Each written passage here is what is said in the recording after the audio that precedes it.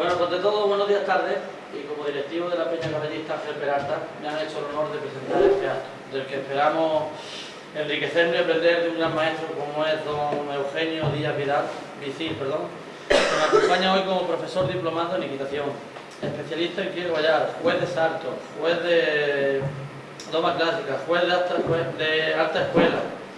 Me imagino que será hasta juez de paz, porque juez ya de todo. Y bueno, pues nada, sin dar gracias al excelentísimo ayuntamiento por su colaboración y a su asistencia. Y sin más preámbulos, pues damos paso a don Eugenio Díaz. Bueno, pues un saludo a todos y esperemos que esto sea un poquito productivo. Es una charla que vamos a tener. Gracias por la presentación de todo eso que se podía resumir en una sola cosa: aficionado al caballo. Para mí el caballo y la equitación ha sido una filosofía de vida y siempre...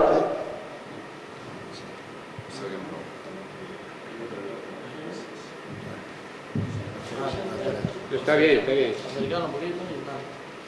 Como decía, para mí el caballo ha sido siempre una filosofía de vida y, por supuesto, también deporte por encima de todo. Yo soy un hombre de la Federación, soy delegado de la Federación en la provincia de Almería, he sido también delegado en otras provincias y toda mi vida he pertenecido a la Federación. Creo que es necesario estar federados, pertenecer a una asociación, que al fin y al cabo la Federación Hípica, tanto la española como la andaluza autonómica, es una asociación de jinetes, porque hay un refrán que dice: la unión hace la fuerza. Entonces, si somos muchos, tendremos más fuerza ante la administración y ante todo para poder practicar esto que nos gusta tanto, que es la equitación en sus diferentes formas. Ayer yo vi con bastante alegría, cuando vine, una carrera de cintas que se celebraba aquí en Torredonjimeno. Hace muy poquito se ha hecho, la Federación la ha acogido como una disciplina más dentro de la Federación Autonómica Andaluza. Y yo la verdad es que no había presenciado nunca la carrera de cintas así. He visto las carreras de cintas hechas única y exclusivamente como juegos con los niños cuando empiezan a montar, y una de las formas de motivarlos y de esto pues es haciendo juegos, gincanas, etcétera, donde se hacen cintas también. Entonces fue muy interesante y además ver la cantidad de gente que había interesado, con lo cual veo que en Torredonjimeno hay gente, mucha gente aficionada al caballo. Ya hace tiempo, yo antes hablaba con tu hermano, ¿no? Que hace 40 años aquí se celebraban concursos hípicos de salto y efectivamente creo recordar, yo he corrido Jaén y Garzón, entre otros, me decía que aquí en Torredonjimeno se corrían concursos de saltos territoriales, pero que, pues, en fin, que la tradición ya del caballo viene de antiguo. Yo no quiero tampoco aburrirles, abrumarles y todas las cosas. Cuando Paco Arenas me dijo que si podía dar una charla aquí de equitación, yo le dije: ¿de qué quieres que hablemos? Porque si algo tenemos los que practicamos la equitación en cualquiera de sus facetas, es que como nos gusta tanto los caballos, empezamos a hablar de caballos y no terminamos nunca. Y entonces yo le he dicho: ¿de qué quieres que hablemos? Y dice: hombre, lo que tú quieras. Entonces he pensado que nosotros tenemos un tesoro que es el pura raza español. En todos los sitios se le conoce como el caballo andaluz, también. ¿Y por qué no hablar del pura raza español, de sus orígenes, de cómo ha evolucionado hasta lo que es hoy, del futuro que tiene el pura raza español? Podemos tocar también la morfología del caballo español y, si queréis, hasta la doma, pero claro, eso es plantear una tarea que quizá sería para mucho tiempo, pero podemos condensarla, y como esto, al fin y al cabo, es una mesa redonda, pues yo estoy a vuestra disposición en cualquier momento, paráis, preguntáis, aclaramos, decimos y seguimos charlando y haciendo las cosas. Para no perderme, yo he traído una especie de pequeño guión y entonces empezaremos con el caballo pura raza español. El origen de nuestro caballo, que es un caballo heterocigoto, ya viene desde la prehistoria. Antes de que los primitivos pobladores de la península ibérica escribiesen, ya los pintaban en las cuevas rupestres.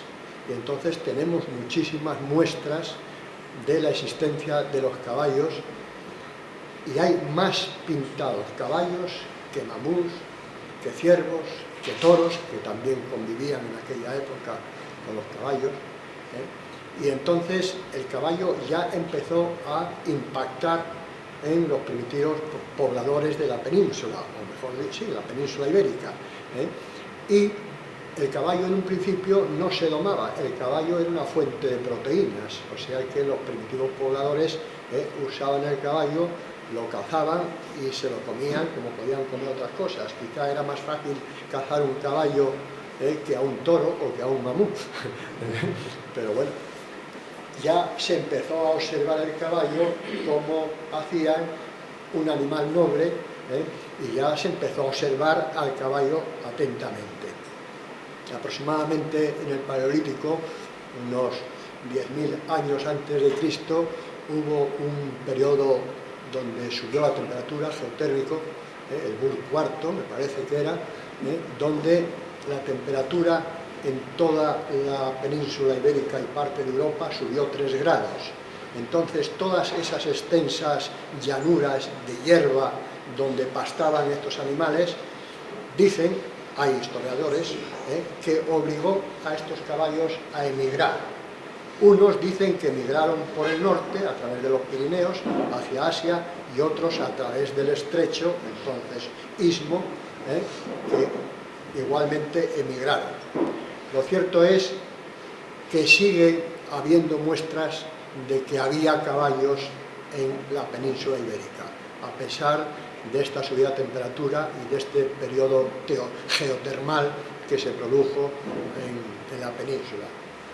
En la península había 3 clases de caballos. En el norte, en la zona norte, en la parte de Asturias-Galicia, noroeste, se criaba un caballo helipométrico pequeño, que ya se llamaba asturcón. Era un caballo que se usaba de silla, pero principalmente de tiro, en carreras de caballos. En la parte sur, desde el Algarve cogiendo toda la Andalucía, es donde estaba nuestro caballo heterocigótico, que es el pura raza español. Era donde se criaba y donde existen muchas muestras de este caballo. Y en la parte central había un caballo fampánico, que era una mezcla, debía ser un mestizaje entre estos caballos y los del norte, porque era un caballo, era el celdón, o cieldón que llamaban, que también no era de gran alzada, aunque era mayor que el asturcón, que también se usaba como tiro, y en época de los romanos este caballo era apreciadísimo y era uno de los mejores trofeos que se daban en las competiciones que ellos hacían. Resumiendo un poquito las hipótesis que hay sobre los orígenes del caballo español, es una que, desde luego, teníamos caballos en la península ibérica y que a pesar de ese periodo de elevación de temperatura, los caballos no emigraron, sino que se quedaron gran parte, aunque otros emigrasen, y formaron el reservorio principal de lo que después fundamentalmente sería nuestro caballo pura raza español. Hay quien dice que el caballo español vino a través del istmo de Gibraltar, procedente de África y Marruecos, y procedía de un cruce del Tarpán y del Prepelazqui, Entonces daba un caballo de perfil subconveso y un caballo mediolíneo, que es el que se adapta a nuestro prototipo de caballo español. No está demostrado. También se habla, y esto sí está constatado, que Amílcar Barca, general cartaginés, cuando vino a España, trajo 2000 yeguas. Por cierto, hablan de 2000 yeguas de gran clase, veloces, etcétera, que las soltaron en libertad para que se mezclasen y se cruzasen con los caballos que había precisamente aquí en la península ibérica. De todo esto podemos decir que de una u otra manera nos hemos encontrado con el caballo español, caballo andaluz, porque por fuera en el extranjero lo conocen como caballo andaluz, casi todas las publicaciones que hay, aunque se ha impuesto lo del pura raza español para abarcar y en parte, como digo yo, discriminarlo o que no se confunda con el caballo portugués procedente del Algarve, que si en un principio formaban la misma familia, después los cruces que ha habido han hecho que uno tenga un morfotipo y otro tenga otro morfotipo. Y realmente vosotros, si habéis visto los caballos portugueses, son todos con un perfil mucho más subconveso, es decir, más acarnerados, y son caballos incluso hasta más fuertes y más bregados en esto.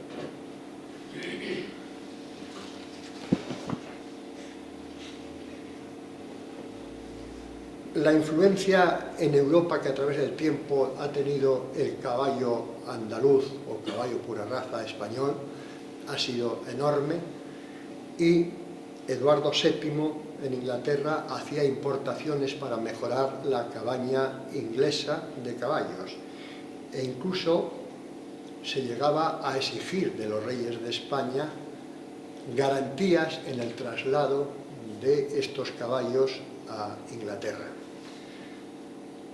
El caballo español alcanza su esplendor en la Edad Moderna. Los reyes católicos, conscientes de la utilidad que tiene este caballo en la conquista de Granada y su comportamiento, pues como caballería ligera era impresionante el caballo, pues dictan normas de protección del caballo, que el caballo no se puede vender ni exportar sin el permiso de los propios reyes, e incluso llegan a amenazar en sus edictos con disposiciones que confiscaban e incluso penalizaban con la muerte precisamente el trato con los caballos españoles. Hemos de decir que también se habla de que si en la dominación árabe, cuando entraron los moros, que si trajeron gran cantidad de caballos procedentes de Marruecos y que se mezcló con la cabaña de caballos oriundos nuestros, pero esta teoría se está desechando porque no eran tantos los moros que nos vinieron los de la dominación árabe.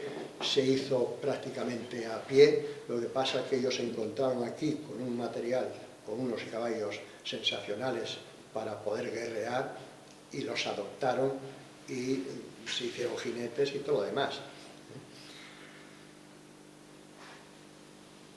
En el 1476 los cartujos de Jerez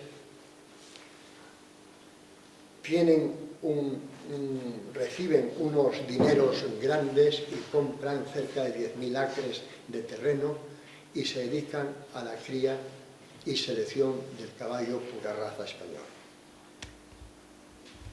Estos señores, los cartujos de Jerez, llega a tal punto de obsesionarse con la selección de los caballos que todo aquel que no estaba de acuerdo con la forma de selección y de la equitación, vamos a llamar nacional, los excomulgaban, o sea que se llegaba hasta esos extremos.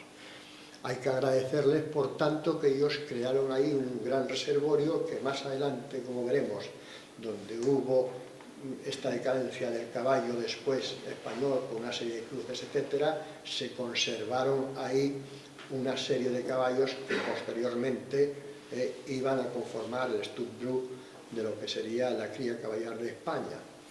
Pero al hablar de los cartujos de Jerez y de la gran selección y la labor que hicieron a favor del caballo pura raza español, no se puede dejar de nombrar un caballo que fue el esclavo.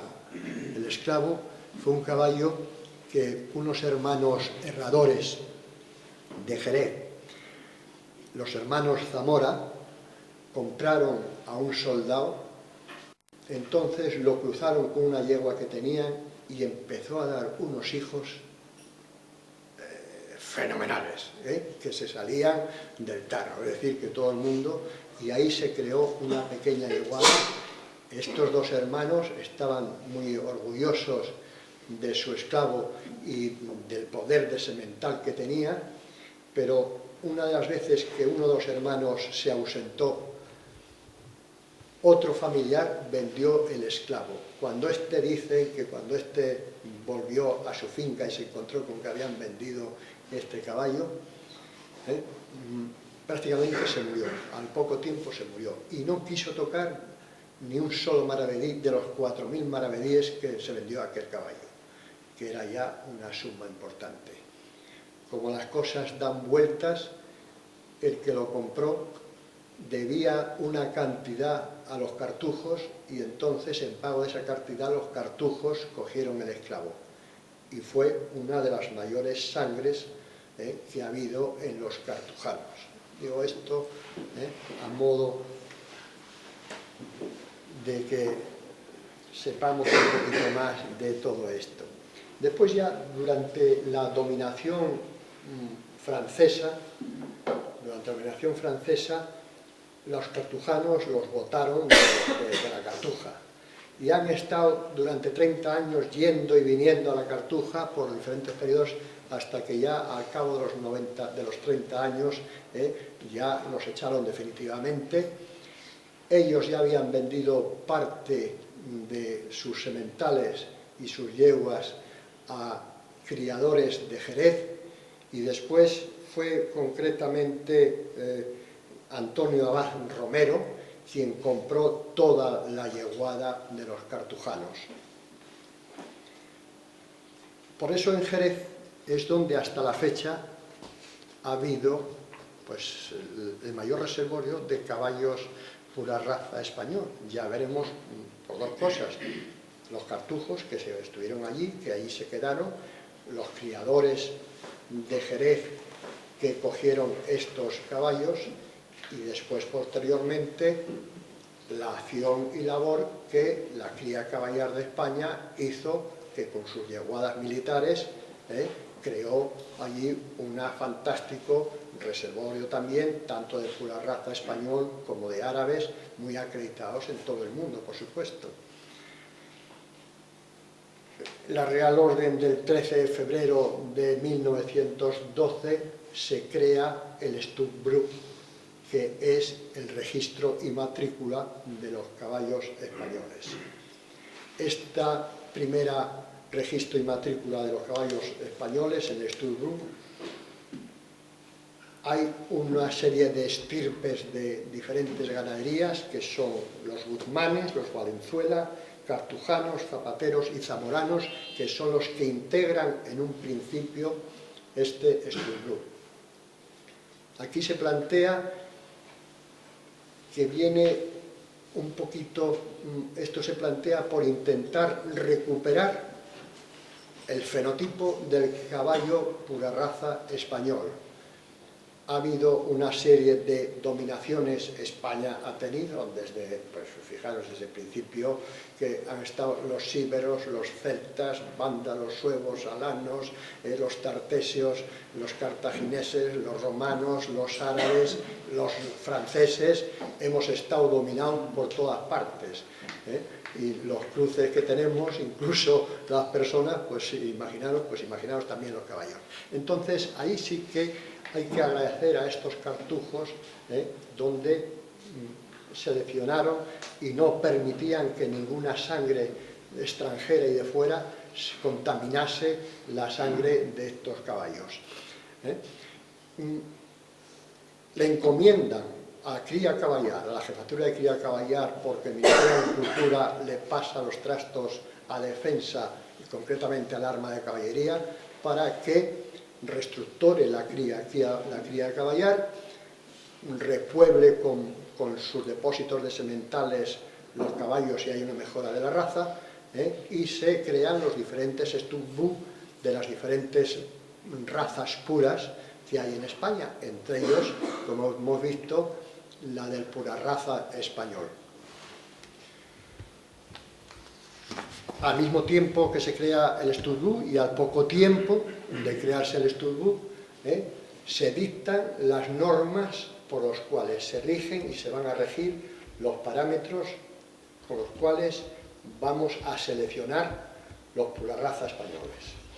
Tanto perfil, ojos, tipo de nariz y tipo de hocico, cuello, grupa, es decir, todo el caballo.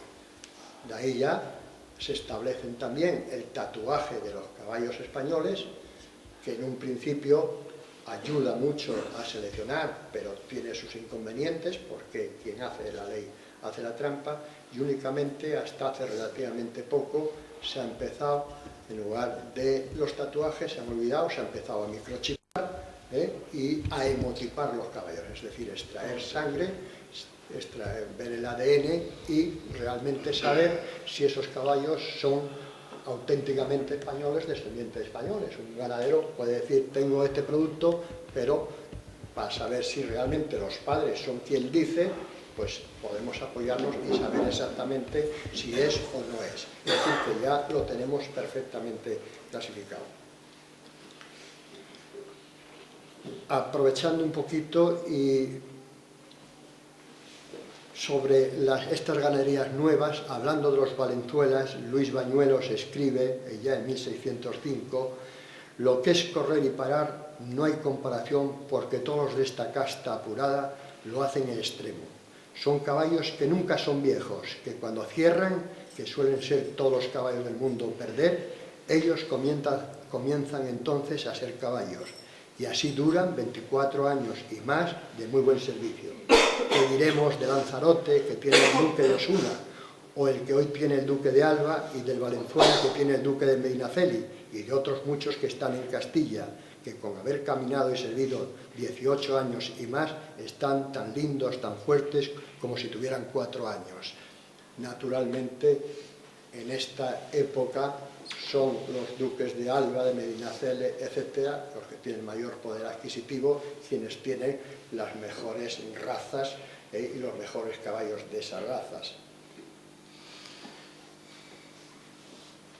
Leyendo un libro que existe también en el museo que tiene el duque, me parece que es de Alba o Medinaceli, uno de los dos, Pinturas de mi potro. Os voy a leer, he extraído algunos párrafos porque no tienen desperdicio. Dice, hay que ver en el campo el potro que se adelanta y arroja al río a beber con más resolución. Este será de gran corazón. Asimismo, cogerlo del cabestro, tirar y de él pasar por algún mal paso o zanja y entrar por alguna zona estrecha o oscura, y si salta y entra con determinación tras el que le lleva sin rehusarse y sin tirar del cabestro, será de gran corazón, claro y de bondad. Sigue hablando, para ver lo que falta por crecer un potro, se ha de tomar medida con una cinta desde el nacimiento del pelo del casco hasta el codillo, y desde allí subir la medida hasta la cruz, y lo que sobre, la mitad, será lo que crezca el potro. La cola ha de nacer muy baja, hundida, la cerda de la cola ha de ser gruesa y el macho muy poblado, y la ha de traer metida en la caja, y que no haga asa de cántaro, es decir, la cola, estamos hablando del caballo español, por supuesto. con ella, y la cerda y la crin han de ser larga y sedeña, es decir, está describiendo perfectamente lo que es los pura raza. El caballo tiene dos vistas, a la aldabilla y otra debajo de la silla, y así el que fuere feo a la aldabilla y tuviere garbo debajo de la silla, ese será caballo, y no lo será el que no lo tuviere, aunque sea hermoso a la aldabilla. ¿Qué quiere decir esto? El caballo tiene dos formas. Uno es verlo, puede ser muy guapo, puede ser estupendo, y otra es montarlo. Un caballo puede ser guapo a la vista, pero lo montamos y no tenemos nada debajo. Sin embargo, cuando montamos un caballo, aunque no sea bonito, no sea estéticamente, pero entre las piernas llevemos algo que responda a lo que le pedimos, ese sí es un caballo. Eso es lo que... Lo que no se puede dispensar en un caballo es la delantera, porque no tiene enmienda, que con la que nacen muere, ni tampoco en los buenos cascos y buenos cimientos, y en buen poner de pies y manos en el suelo. Y solo se puede enmendar de cincha atrás, pues no hay caderas feas estando gordas, y las enmienda el pesebre. Y esto se da mucho entre el pura raza, que después ya podemos hablar. Con los morfológicos, un caballo que esté trabajado, musculado, pero que no esté gordo, no tiene nada que rascar. Tiene que haber caballos con unas grupas tremendas, como ya veremos un poquito más adelante, si queréis, y seguimos hablando de todo esto. Que no tenga el cuello ancho, ni tenga gatillo. Gatillo ya sabéis que es el cuello que se va. Ni carne en el ahogadero, porque tendrá fuerza en él, que solo el cuello es donde no la ha de tener el caballo. ¿Qué quiere decir esto? Quiere decir que un caballo que tenga un cuello grande, pastoso, y sea demasiado fuerte, a la hora de reunir el caballo, de buscar que este caballo nos dé la flexión y poder reunirnos, nos vamos a encontrar ahí con un cuello que se va a oponer a esto. Son cosas que tenemos que aprender. Se ha de huir de que no sean los brazos demasiado delgados, estrechas las rodillas y menudillos, de que no sea izquierdo, corvo ni cascorvo, que es vencidas las rodillas. Y para padre se requiere que lo tenga todo, porque ha de pintar lo bueno y lo malo, y así conviene que lo sea en todo, y sobre todo que sea castizo, es decir, de buena casta. Esto, fijaros, ya es del año que reinó Carolo, hablando en eso, hace muchísimo tiempo. Es el saber popular condensado en estas frases que, si las analizamos, nos están dando a saber cómo debe ser un caballo, cómo tenemos que criar un caballo para después poder domarlo bien.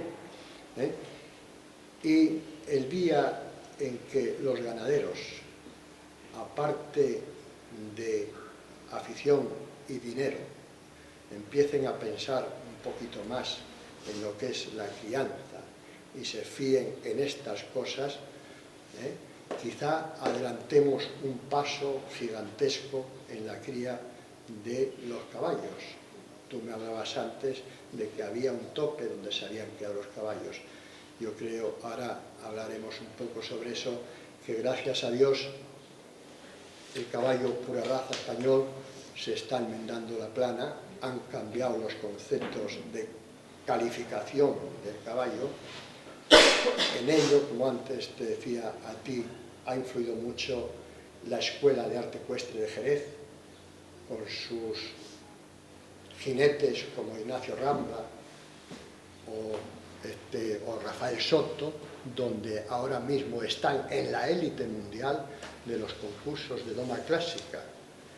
Y pensar una cosa, la clásica es la madre de la equitación. La clásica es la madre de la equitación. hay quien se sube a caballo y hay quien monta a caballo. El que se sube a caballo usa el bocado como freno, las espuelas como acelerador. Y ya está. Hace 4 cosas más. Soy yo. Bien. El que monta a caballo con arreglo a unas normas ecuestres y sabe lo que son las ayudas de manos, de piernas, de asiento. Es decir, emplea un lenguaje universal para comunicarse con el caballo. Si no, nosotros le vamos a pedir cosas a un caballo y si no conocemos este idioma, no nos vamos a entender con el caballo, ni nosotros con el caballo, ni el caballo con nosotros.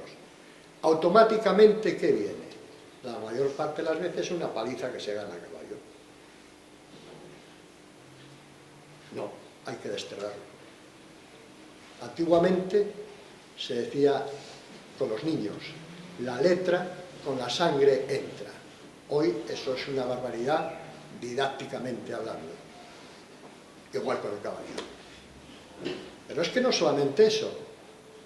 Yo os hablo como aficionado al caballo, donde me gusta el caballo, donde quiero el caballo, donde amo el caballo, donde, como dije antes, la equitación y el caballo ha formado parte de una filosofía de vida conmigo, y donde si yo al caballo tengo que regañarlo en un momento, es igual que sea un hijo mío, le doy un coscorrón en un momento. Lo que no puedo darle es una paliza, no se adelanta nada.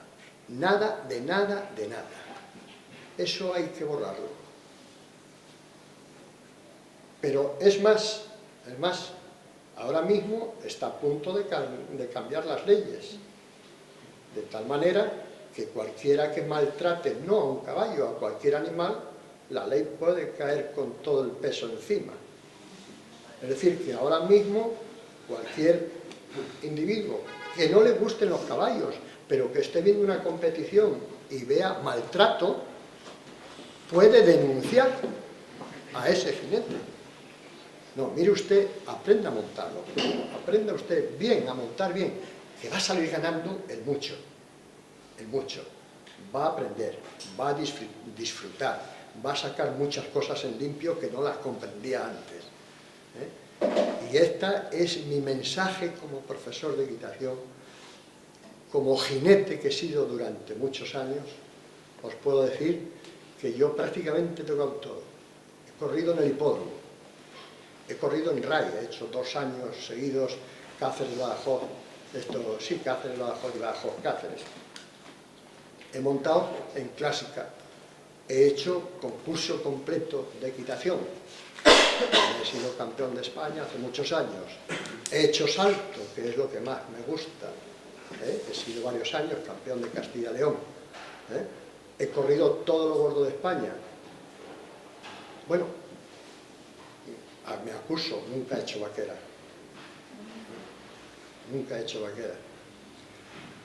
lo he intentado, me he subido, pero no me encuentro encima de la montura de vaquera. Yo acostumbrado a la montura inglesa, donde sientes el caballo a través de las piernas, y la equitación es sentimiento, es tacto, es una comunión entre caballo y jinete, es un binomio jinete-caballo, y así es como se disfruta al máximo. Y cuando le pedimos algo a ese caballo y nos responde por las buenas, es que se disfruta una barbaridad. Yo, si en algún momento, cuando montaba en competición, me enfadaba con el caballo, como uno se puede enfadar con su hijo o lo que sea, cogía al mozo y decía, ven, toma el caballo. Y me iba a fumar un pitillo, entonces fumaba, que ya no fumo. Me iba a fumar un pitillo. Prefería fumarme un pitillo, dejar o que me metiese en el caballo de la cuadra, que empecinarme con el caballo. No se saca nada, se sacan disgustos nada más. Yo, un amigo mío que montaba y que se llevaba esos berrinches, le dije, oye, juega al mus o haz otra cosa. Es que esto no, el subir todo ya a caballo, para llevarte un berrinche, para dar una paliza al caballo y darte tú otra paliza, porque también te das una paliza, porque por mucho que tengamos, el caballo es más fuerte que nosotros. Y llega un momento donde ya no hay más fuerza para pegar más. Ya no hay más fuerza para pegar más. O sacas una pistola y lo matas y se acabó, o de lo contrario. Y después es un poco la sensación, yo no sé, de haber hecho un poquito mal, ¿no? De habernos pasado con el caballo. Yo estoy de acuerdo que en un momento determinado hay que corregir, pero no por norma.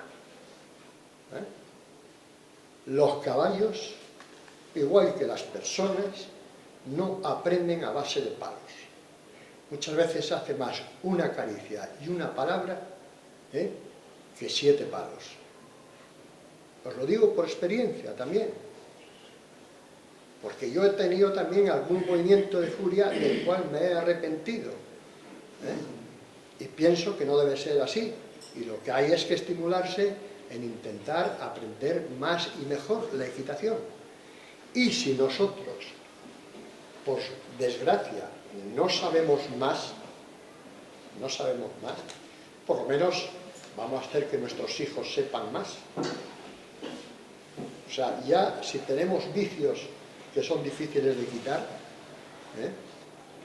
bueno, vamos a intentar capearlo, pero vamos a procurar que nuestros hijos sepan de verdad montar a caballo, montar bien, montar con arreglo a unas normas del arte ecuestre, no del arte de pegar palos,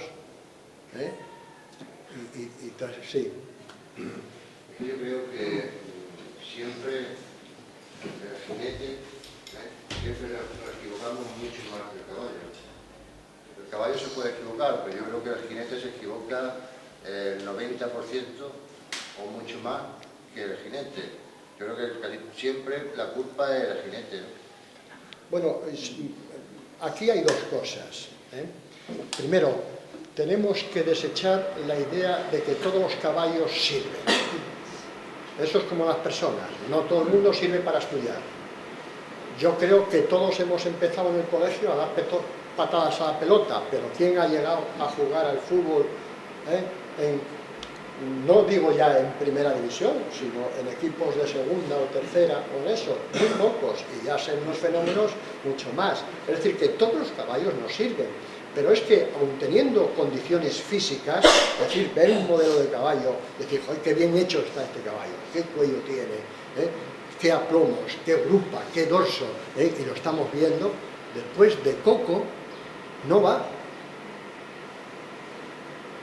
Y entonces, si nos empeñamos en sacarle de él algo que no nos puede dar, va a llegar ahí un desencuentro muy grande.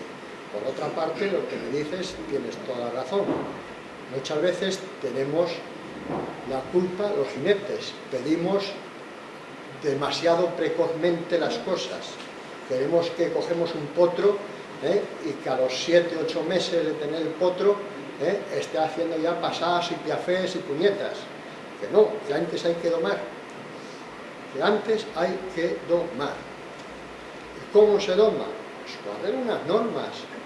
Primero, impulsión, que el caballo vaya adelante, que obedezca a las piernas, rectitud.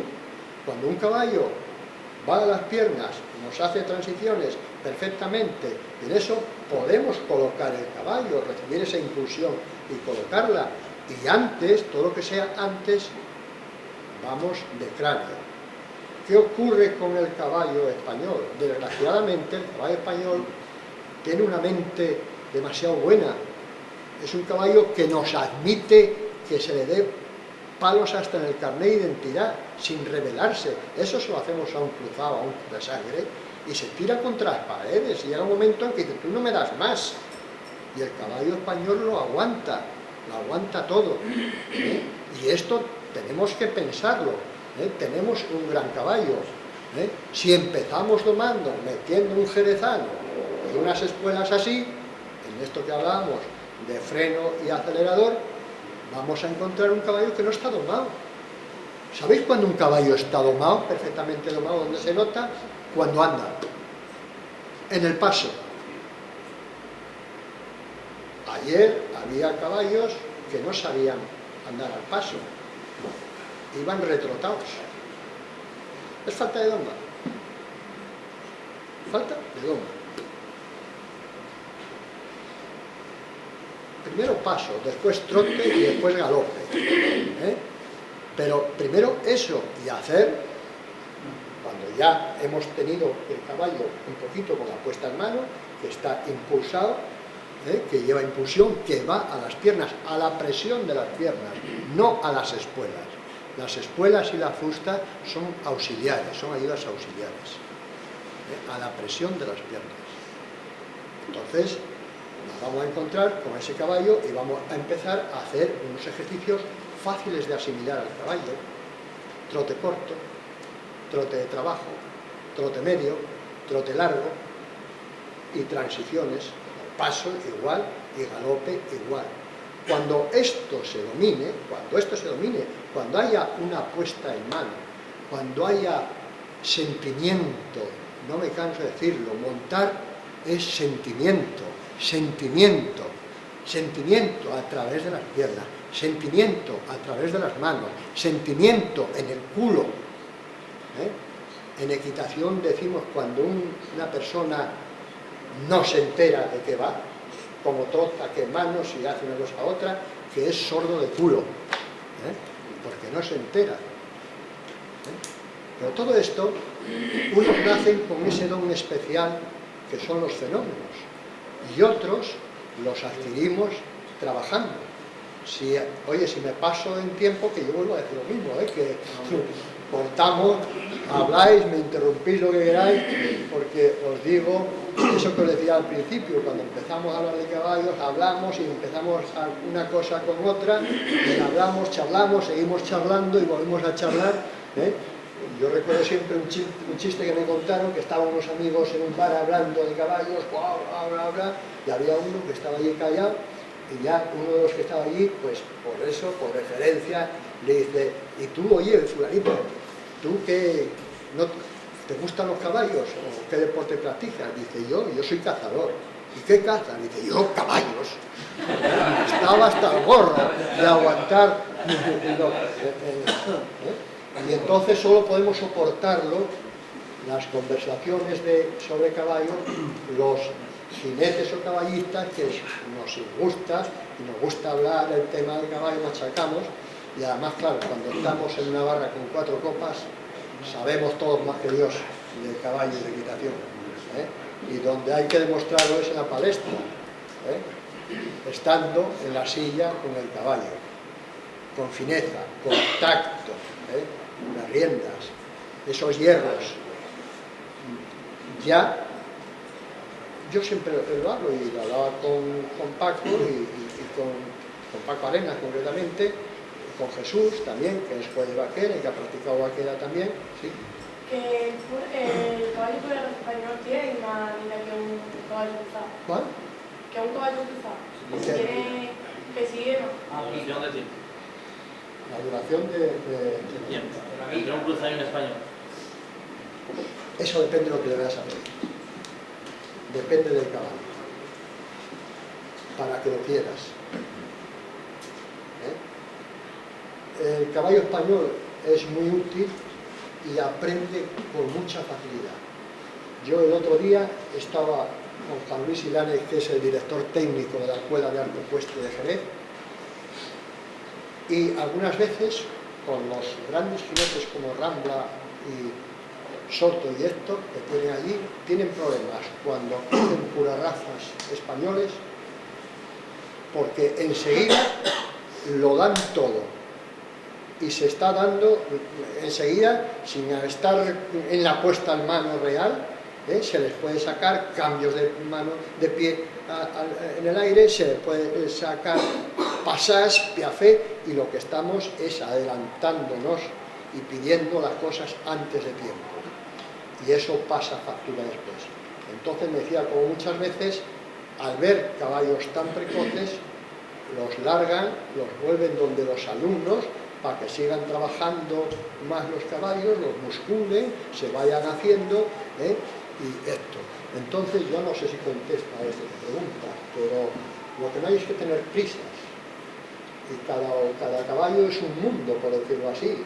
Tener en cuenta que un caballo no es un coche, una moto o algo así, que hacemos rum, rum, ¿eh? El caballo, no voy a decir que es un ser inteligente, pero tiene unos instintos y tiene unas pautas de comportamiento y tiene unas respuestas a los estímulos que nosotros les hacemos, tales como sean esos estímulos, tales como nos comuniquemos con ellos, lo que le pidamos, ¿eh? Y estar en el tiempo real de lo que tenemos que pedirle, así se va a comportar el caballo. Entonces, que un caballo español sea más precoz que un cruzado, pues no lo sé. Depende muchísimo del jinete y del propio caballo. Depende de la disciplina que se pida. Es decir, nosotros a un caballo español no podemos pretender jamás, de los jamases, que galope en el hipódromo. El caballo galopa, pero no galopa en el hipódromo. En el hipódromo galopa el purasangre inglés. Es un caballo seleccionado, que se han fijado unos caracteres, es un caballo longilíneo, con un gran tranco, y es un caballo velocista. Si queremos que un caballo galope en grandes distancias, pues tampoco nos sirve el caballo purasangre inglés, tenemos que coger el árabe. El árabe es el que nos va a galopar 100 y pico kilómetros y tiene unas pulsaciones muy bajas y tiene una facilidad de recuperación tremenda, ¿entiendes? Y no nos cargamos el caballo. Por la caja torácica, más grande. Y no solamente la caja torácica, es la caja torácica, pero además es el sistema nervioso, el sistema de corazón, el sistema, todos los sistemas del caballo que tienen unas pulsaciones bajísimas, y entonces la recuperación del caballo, si uno tarda una cantidad, el otro tarda mucho menos. Entonces tiene menos gasto y tiene eso. Acordaros, por ejemplo, en la época que Indurain corría en la Vuelta Ciclista a España y que ha sido un fenómeno, pues tenía, me parece que eran 30 y tantas, no llegaba a 40 pulsaciones en reposo, pero después la capacidad en litros pulmonar era tremenda, era el doble a que puede tener una persona normal. Pues esto es lo que ocurre también con los caballos, es decir, que hay especialistas. En salto no hay una raza determinada, sí está en razas artificiales que se han fijado los caracteres morfológicos, como puede ser el silla francés, el silla holandés, o el belga, el hannoveriano, Holsteiner, son caballos. Pero estos caballos que son cruces de unos con otros caballos, donde hemos dejado a un lado la raza y hemos buscado el fin para el que queremos el caballo. Queremos un caballo saltador. Ese caballo, ¿cómo tiene que ser? Pues tiene que tener un cuello largo, que sirva de balancín en el salto. Tenemos que tener unos pies siempre metidos debajo de la masa para que se pueda impulsar. Son grupas en pupitre, más derribadas, no son grupas planas. Es un caballo alto, de gran alzada. Nos encontramos con caballos de 1,80 m, 1,85 m, ahí, porque van a saltar a alturas importantes. Y vosotros veréis, trasladándolo a lo humano, que los saltadores de altura, por ejemplo, son tíos de 2 metros. Porque un tío de 1,70 m, por muy coordinado que esté, no puede pasar 2,30 metros en longitud. Entonces, tienen una longitud de pierna tremenda, casi las caderas le nacen debajo de los sobacos para que esa palanca sea muy grande.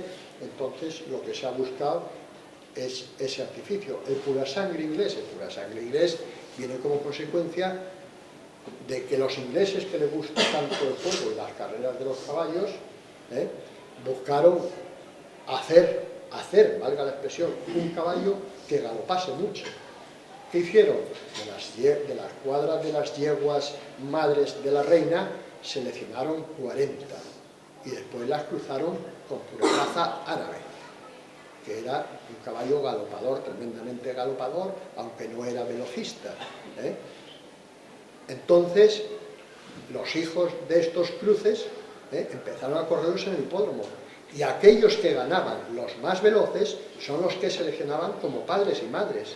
Entonces, al cabo de un tiempo, ¿entiendes?, nos hemos encontrado con que porque han seleccionado sobre lo mismo. Tenían una serie de sementales árabes, y unas yeguas madres. Y de ahí, de cruces, incluso con inbreeding incestuoso, es decir, padres con hijos o hermanos, pues se ha sacado una raza que ya se la conoce como el nombre de pura sangre inglés, un caballo longilíneo, un caballo galopador, y además de ahí, en la estadística final, donde se ha visto los caballos que han ganado la triple corona, que son las 3 carreras más importantes, etcétera, eran hijos de 3, concretamente de 3 padres árabes, el Golf Arabian, el Turkey Arabian y otro más que no me acuerdo del nombre, que de esos han salido los caballos más galopadores y han sido los 3 pilares sobre los que se ha basado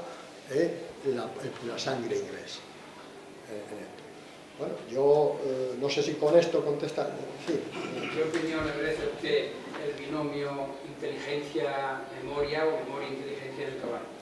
Para mí lo quisiera cuando estudiaba memoria e inteligencia. Vamos, según nosotros, vamos, las personas más aficionadas, como yo me llamo, creemos que la memoria parece que influye más en el caballo que la inteligencia, ¿o no? Sí, claro. El caballo no es un... Es que al decir el binomio memoria e inteligencia, yo me he trasladado en mi época de estudiante y dije, joder, si yo hubiese tenido gran memoria y gran inteligencia, pues hubiese tenido que estudiar menos. Yo, es una anécdota de un aficionado, amigo mío, de Córdoba, que me decía que el animal, el caballo, es el que tenía menos inteligencia de todos los animales. ¿Por qué? Porque si tuviera inteligencia no habría quien se subiera en él. Nada más que el dueño, a lo mejor. No habría. No, hombre, realmente está demostrado que el caballo inteligente no es. Tiene instintos que algunas veces, igual que los perros, nos parece que pueden ser signos de inteligencia, pero es inteligencia animal, no es la inteligencia del Homo sapiens. Entonces es una inteligencia animal, se rigen por unas pautas de comportamiento muy parecidas en todas las razas. Sí sabemos que tiene una gran memoria el caballo. Entonces esa memoria está para lo bueno y para lo malo. Si le enseñamos cosas bien y que le agraden al caballo y que no eso, vamos a tener ahí un individuo del cual vamos a disfrutar. Pero como le enseñemos cosas mal, él se las va a guardar. Y si él sabe, fijaros bien una cosa, cambiando, vamos en eso, muchas veces vamos a herrar un caballo y no se deja. ¿Por qué? Porque el herraje primero que le hicieron fue mal, y el segundo y el tercero, y ha ido a peor. Porque el herrador no ha tenido paciencia, ni el herrador ni el dueño, y le han puesto un torcedor, le han pegado patadas en la barriga, se han cagado en su padre y en su madre, le han pegado gritos, le han dado con el martillo, le han hecho, y lo han herrado, perdonadme, pero la expresión, por cojones. No puede ser. Si empezamos haciendo las cosas bien, después no tendremos problemas. Ese caballo se va a guardar el herraje toda su vida, y cada vez que lo llevemos al herradero, venga el herrador, vea que lo van a herrar, se va a poner como loco. Y vamos a tardar mucho tiempo en quitar resabios, porque lo peor de la equitación es enmendar resabios de otro jinete, o resabios adquiridos a lo largo del tiempo en eso. Entonces el caballo tiene mucha memoria, que puede ser muy bueno y puede ser muy malo. Inteligencia ninguna, sí. ¿Hay alguna técnica para que cuando uno se caiga no se haga daño? Quiere decir que primero que rezar. sepa uno que va a caer, Primero rezar para caer bien. Segundo, unas personas son más coordinadas que otras. Y mientras que una persona se cae y se cae en eso, otra se retuerce un poquito en el aire, no sé qué, y cae mejor. Hasta ahí. Lo que sí hay que pensar, padres y madres de niños, que hay que tomar, y profesores que tengáis y que deis clase, que hay que tomar todas las opciones posibles para que no haya accidentes. ¿Cuáles son estas? Casco de protección, igual que va en una moto. Incluso chaleco de protección. Porque nunca pasa nada hasta que pasa. Y cuando pasa, ¡ay, si hubiese hecho! ¡Ay! Pero es que la obligación de un profesor es velar por la salud de sus alumnos. Y no digo nada ya también los padres.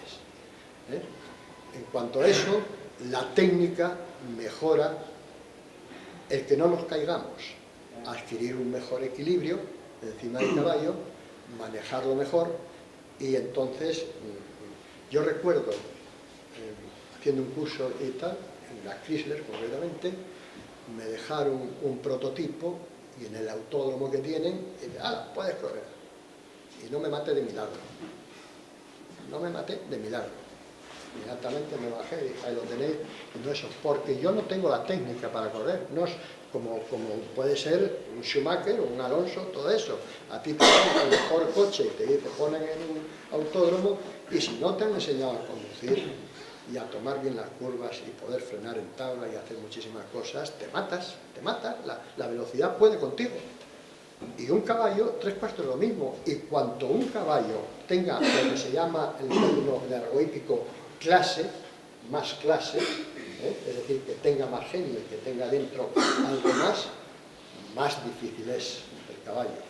Y más se revela contra lo que el dueño le pueda hacer mal al caballo. Y entonces llegan a ser caballos que por resabios llegan a ser casi indomables.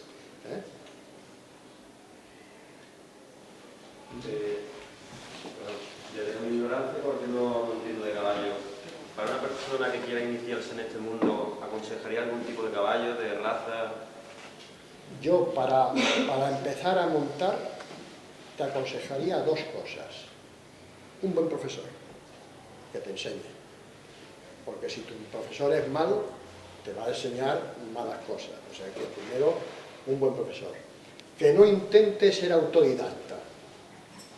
Hay gente que se compra 4 libros de equitación, coge una empanada mental tremenda y no sabe por dónde el aire y empieza a desbarrar. Entonces, eso por una parte. Y segundo, el caballo joven es para el jinete experto y el caballo viejo que sabe es para el jinete inexperto. Esos son los consejos que te doy a priori. Es muy fácil y a muchos que apenas saben montar, me he comprado un potro. ¡Qué locura! La has cagado. Porque estropea el potro y te quita el caballito. Cuando te pega 2 porrazos y ya no Tienes que aprender y encima el caballo que hace estropearlo porque no sabe lo que le siente y es malo. Entonces, aquella persona que te intente vender un caballo, si no sabes montar bien, estás verde, y te diga, aquí tiene un potro que está echado para adelante, no, aquí tienes este caballo que está perfectamente domado, y este es perfecto para ti. Aunque sea viejo, sírvete de él, y cuando aprendas, cómprate el caballo nuevo. Vísteme despacio que tengo prisa, no te olvides nunca. Y a la hora de comprarlo para que no me engañen, ¿Eh? a la hora de comprarlo para que no me engañen. Me llamáis a mí.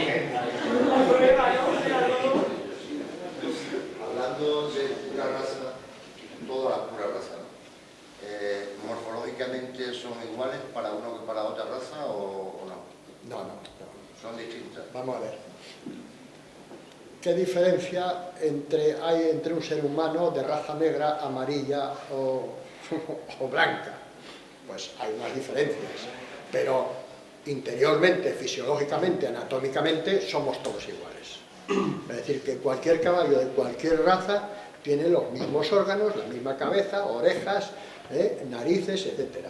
Lo que pasa es que las diferentes razas muchas veces están en función del hábitat donde se han criado, o bien de aquello para que lo hemos destinado y donde se ha hecho una selección funcional, que es lo que se está haciendo ahora con el pura raza español. Creo que ando más cogido mal la pregunta. Lo que quiero preguntar es, morfológicamente, digamos, la oreja, varía, pero es todo igual, ¿no? Hablando de drupas, de manos, de anteriores, de posteriores, Sí. aunque varíe, digamos, las dimensiones, ¿no? Varían las dimensiones y varían los ángulos. No es lo mismo el ángulo escapulohumeral, por ejemplo, el de la espalda con el brazo, que tiene un pura sangre inglés con el que tiene un pura raza español. Difiere. Y no es lo mismo el coso femoral, ¿entiendes? El de atrás, el que forma con el fémur, ¿entiendes? Porque uno, el que tiene la grupa plana, ese ángulo será más pequeño con la horizontal y el otro será mayor, ¿eh? Entonces, todos tienen grupa, todos tienen ángulo coso-femoral, ¿entiendes? Y escapulohumeral, ¿eh? Pero difieren en los grados de cómo están constituidos las diferentes razas, independientemente de lo grandes. Ahora, si te refieres, esto es una oreja, oreja para todos, ¿eh? Esto es la nariz, para todos igual. Ahora, no es lo mismo la nariz del pura raza español, que es una nariz cerrada, que tiene forma de coma invertida, que la del árabe, que enseguida está soplando y hacia adelante. El caballo árabe, el motivo de levantar la cola en su aire natural de trote, por ejemplo, ¿es porque tiene una vértebra menos? No. ¿No? Levanta porque es su constitución y no porque tenga una vértebra menos. Exactamente, el caballo árabe suele tener, no todos, suele tener una vértebra menos, pero no es eso.